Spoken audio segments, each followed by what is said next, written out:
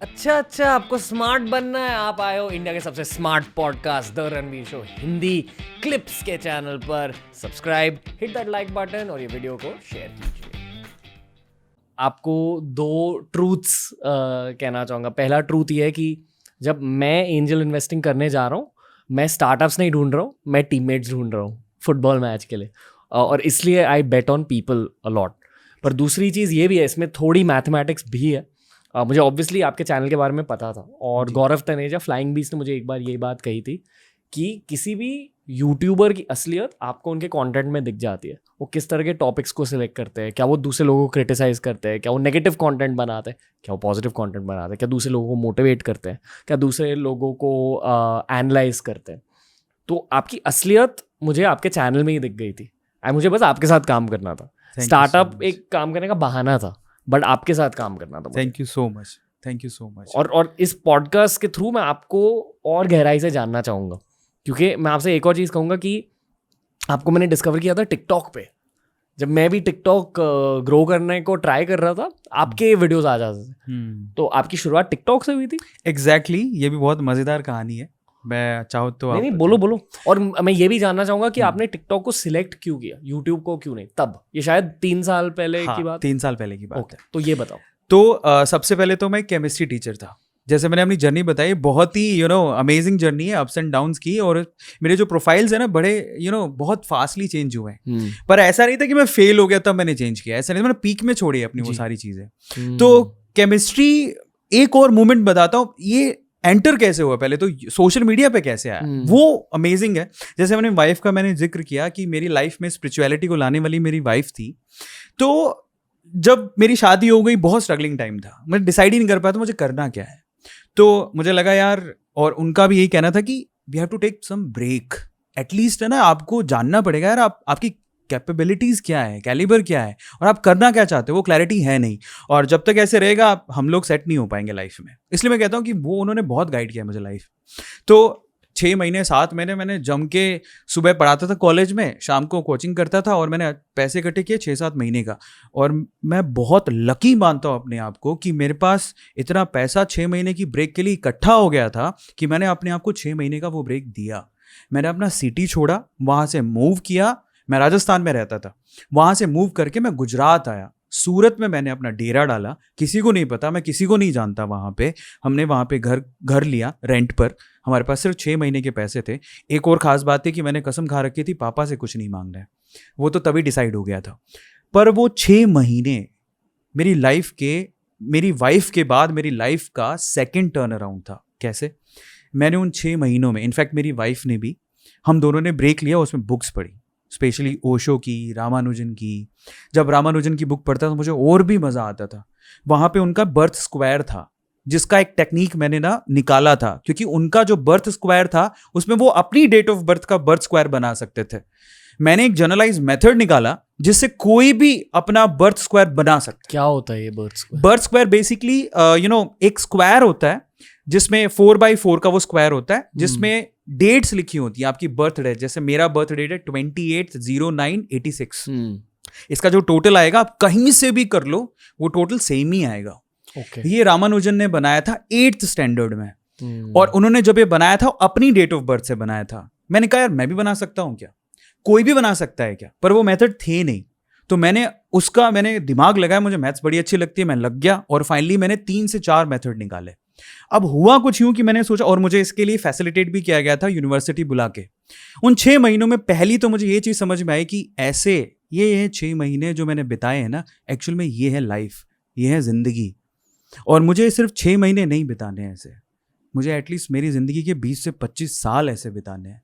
Because हम लोग ऊपर वाले की दुआ से हम लोग पैदा हो गए। ये अनसर्टेन था, लेकिन मृत्यु शाश्वत है, मृत्यु को कोई टाल नहीं सकता। 70 साल की जिंदगी है, सिर्फ यही करने नहीं आए। सुबह उठो, जाओ, भागो, कमाओ। तो मैंने सोच लिया था कि यार ये 6 महीने मैंने अपने आप को पूरा एक्सप्लोर किया। मैं जिम जाता था, मैंने बॉडी बनाई, मैं ध्यान करता था, मेडिटेट करता था, बहुत अमेजिंग डेज थे जहाँ टेंशन नहीं कि मुझे सुबह कमाने के लिए निकलना है, शाम को बुक्स पढ़ता था, स्पिरिचुअलिटी में था, अपनी फैमिली के साथ, अपनी वाइफ के साथ समय बिता पा रहा था।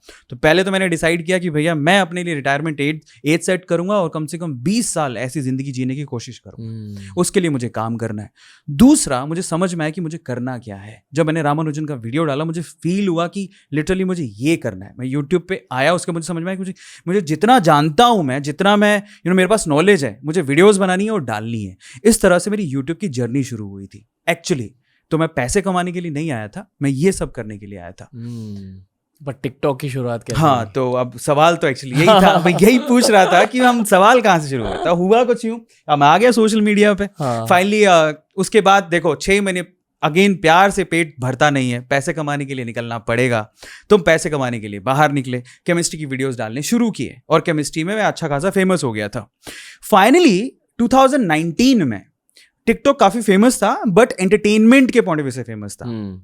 और वहां पे क्या था, टिकटॉक को थोड़ा ये डर भी था कि इंडिया में कहीं बैन नहीं हो जाए, बिकॉज कचरा बहुत ज्यादा हो गया था। लोग अजीब अजीब से वीडियोस, थोड़े एडल्ट कंटेंट भी आने लग गया था। उन्होंने सोचा साफ सुथरा करना पड़ेगा, तो उन्होंने यूट्यूब से एजुकेटर्स को ढूंढा जो एजुकेशन की वीडियोस बनाते हैं, ताकि हम लोग एजुकेशन इंडिया में ये हो जाए कि टिकटॉक सिर्फ इन सब चीजों के लिए नहीं है, एजुकेशन के वीडियोस भी आते हैं उसके ऊपर।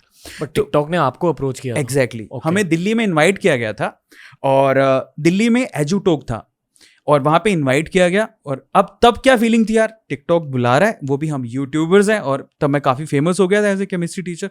हमारी रिस्पेक्ट होगी, हमें बुलाया जाएगा, मतलब बुलाया तो था ही, स्टेज पे बुलाया जाएगा, ऐसा मैं सोच के गया था। बट वहाँ पर उल्टा ही हुआ कुछ यूँ कि मैं एंटर हुआ और जितने टिकटॉकर्स थे उनको उन्होंने ऊपर इन्वाइट किया, वो बता रहे हैं अपनी जर्नी और हमें कोई पूछ नहीं रहा था। मैंने कहा यार ये कैसे हो गया, मतलब थोड़ा बहुत तो रिस्पेक्ट डिजर्व करते थे, हम यूट्यूबर्स हैं और आप चेंज करना चाह रहे हो। पर फिर मेरे दिमाग में आया कि यार हमारे पास, किसी के पास भी ना टाइम नहीं है, और आज हर कोई ये चाहता है कि कम समय में मुझे ज़्यादा कंटेंट देखने को मिल जाए और मुझे समझ में आ जाए, मेरा काम निकल जाए। तो माइक्रो वीडियोस का टाइम आने वाला है, मुझे ना समझने में ज़्यादा देर लगी नहीं, क्योंकि जितना रिस्पेक्ट उनको मिल रहा था स्टेज पर मुझे दिख रहा था। मैंने कहा यार कुछ तो क्लिक कर रहा है, चेंज करने की ज़रूरत है। मैं वहाँ से वापस आया, मेरा एक गोवा में कॉन्क्लेव था, वहाँ पे इनवाइटेड था, वो पूरा करके मैं वापस आया और मैंने डिसाइड किया कि मैं टिकटॉक पे वीडियोस बनाऊंगा। केमिस्ट्री के हो गए लेक्चर जितने करने थे। अब टिकटॉक पे वीडियोस बनाऊंगा तो मेरे पास है क्या, मैं तो केमिस्ट्री टीचर हूँ, और केमिस्ट्री पढ़ाऊंगा तो ऑब्वियसली टिकटॉक पे कौन केमिस्ट्री देखने आएगा। तो मैंने सबसे पहले जो फॉर्मेट था पूरा स्टडी किया। 9:16 का वर्टिकल वीडियो है, लोग आके इस तरह से वीडियो बनाते हैं। मैंने कहा मैं डांसर तो हूँ नहीं, सिंगर हूँ नहीं, एक्टिंग आती नहीं है, मुझे क्या आता है, मुझे अच्छा बोलना आता है, कॉन्फिडेंस है, तो चलो मोटिवेट करते हैं। और वो पूरा 9:16 था, उसको मैंने 2 पार्ट में डिवाइड किया, 50% और 50%। नीचे 50% में मैं बोलता था, ऊपर 50% में मैं जो भी बोलता था उसके अकॉर्डिंग वीडियोस चलता था। ये फॉर्मेट पहली बार इंडिया में किसी ने डिफाइन किया था या ट्राई किया था, वो मैं ही था। और फॉर्चुनेटली हुआ कुछ यूं कि वो इतना वायरल हो गया, 6 महीने में 7.2 मिलियन फॉलोवर्स मैंने टिकटॉक पे गेन किए। और टिकटॉक की जो इंडिया की टीम थी, उनके जो लीड थे, उन्होंने खुद मुझे फ़ोन किया और कहा कि आपकी वीडियोस में सबसे ज़्यादा रिटेंशन है ऑडियंस का, 38 सेकंड का, जनरली 15 सेकंड का ही होता है। वहाँ से मैं टिकटॉक पे आया इस तरह से। बट रातों रात टिकटॉक बंद। और एक्चुअली लोग इंतज़ार करते हैं ना, ये गिरने वाला है, लोगों को मज़ा आता है, बस वो मोमेंट था। हाँ, सवाल पूछ रहे थे आप। ब्रांड डील्स आते थे तब टिकटॉक? नहीं आते थे। ओके। टिकटॉक आपको सैलरी देती थी? हाँ, ओके, वो मिलता था। तो शॉर्ट प्लेटफॉर्म अभी जितने भी हैं वो पे करते हैं आपको कंटेंट बनाने के लिए, लेकिन मेरी एक खास बात और थी। मैं हमेशा इस चीज़ पे बिलीव करता हूँ, इस चीज़ पे कभी बिलीव नहीं करता कि इतने में इतना ही मिलेगा। जितना आपको दिया गया ना उससे ज़्यादा डिलीवर करने की कोशिश करो। तो उनका जो डील था वो 30 वीडियोज़ का था।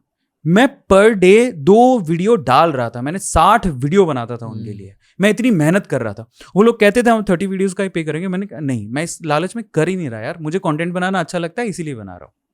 मैं एक बात कहना चाहूँगा कि इस फेज़ में टिकटॉक ने हमें भी अप्रोच किया था, और उनका एडवांटेज ये था एज अ प्लेटफॉर्म, उनके पास बहुत बड़ी ऑडियंस थी, ठीक है, एंड वी अग्रीड कि हाँ चलो हम भी बनाएंगे। पर जैसे हमने पहला चैनल स्टार्ट किया तब टिकटॉक की टीम ने कहा अच्छा अभी दूसरा चैनल स्टार्ट कीजिए, और दूसरा चैनल बनाया। तो हर दिन मैं 2 चैनल्स रन कर रहा था टिकटॉक पे। दूसरा चैनल ग्रो हुआ तो बोले कि तीसरा चैनल स्टार्ट करो। फिर मुझे लगा कि ये क्या हो रहा है यहाँ, एंड तब मैं बस एक खुल के एक ट्रांसपेरेंट चीज़ कहना चाहूँगा, एक टिकटॉक के पास जेन्युइनली उतनी ज़्यादा ऑडियंस थी और उतना ज़्यादा पावर था कि किसी भी क्रिएटर को और भी ज़्यादा बूस्ट मिल सके, क्योंकि वहाँ एक इंस्टा बटन और यूट्यूब बटन भी होता था टिकटॉक पे, और वो बहुत बड़ा एडवांटेज था। तो तब के जितने भी टिकटॉकर्स के अकाउंट ग्रो हुए, उनकी फॉलोइंग एक्चुअली उनके यूट्यूब और इंस्टा में भी ट्रांसफर हो गई बाद में, एटलीस्ट थोड़ा 1%।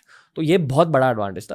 पर जो घिसाई कर रहे थे टिकटॉक वाले, माय गॉड, कोई भी दूसरा platform, YouTube, Facebook, of course Insta, कोई भी इतनी घिसाई नहीं करवाता था अपने क्रिएटर्स से। और तब मुझे ये पता चला कि ठीक है, हम कंटेंट क्रिएटर्स हैं, रिस्पेक्ट तो चाहिए, बट अब जमाना कुछ बदल गया है, इन प्लेटफॉर्म्स के पास बहुत पावर है।